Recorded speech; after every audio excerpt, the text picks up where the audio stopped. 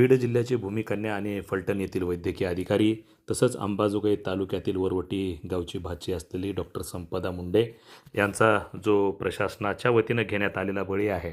तसंच या ठिकाणी प्रशासन असेल, राजकारण असेल आणि या क्षेत्राशी संबंधित जे जे व्यक्ती असतील त्या सर्वांची या ठिकाणी चौकशी झाली पाहिजे आणि सर्वांना शिक्षा झाली पाहिजे अशी मागणी वरवटी गावचे सरपंच सुधीर चाटे यांनी केलेली आहे आणि त्यांनी या संबंधीचं निवेदन अंबाजोगाई येथील उपजिल्हाधिकारी यांना देण्यात आलेलं आहे। आमच्या गावची ती भाची होती, आमच्या गावचं ते भूषण होतं असं म्हणून या ठिकाणी सुधीर चाटे यांनी या घटनेचा तीव्र निषेध करत तात्काळ आरोपींना कडक शासन झालं पाहिजे अशी मागणी सरपंच सुधीर चाटे यांनी केली आहे। वार्ता न्यूजकरिता परमेश्वर गित्ते, अंबाजोगाई, जिल्हा बीड। संपदा मुंडे यांच्यावर झालेल्या अन्यायाबद्दल आम्ही इथे निवेदन दिलेले आहे उपविभागीय अधिकारी कार्यालयात। तर आम्हाला त्यांच्यावर झालेल्या अन्यायाबद्दल न्याय मिळाला पाहिजे। आज या ठिकाणी आम्ही वरवटी ग्रामस्थांच्या वतीनं डॉक्टर संपदा मुंडे यांच्या मृत्यू प्रकरणाबद्दल माननीय उपविभागीय अधिकारी अंबाजोगाई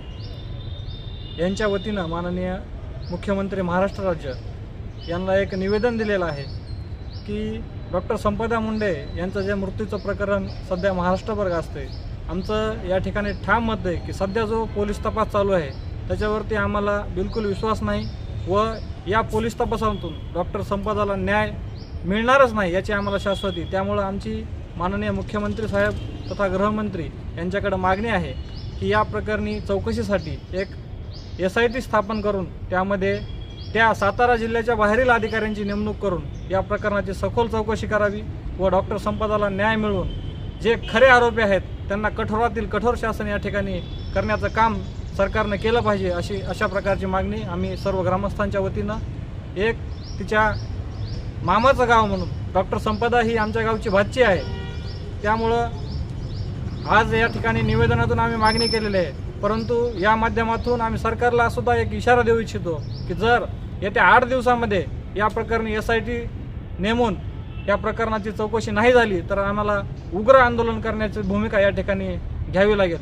एवढंच या ठिकाणी सांगतो।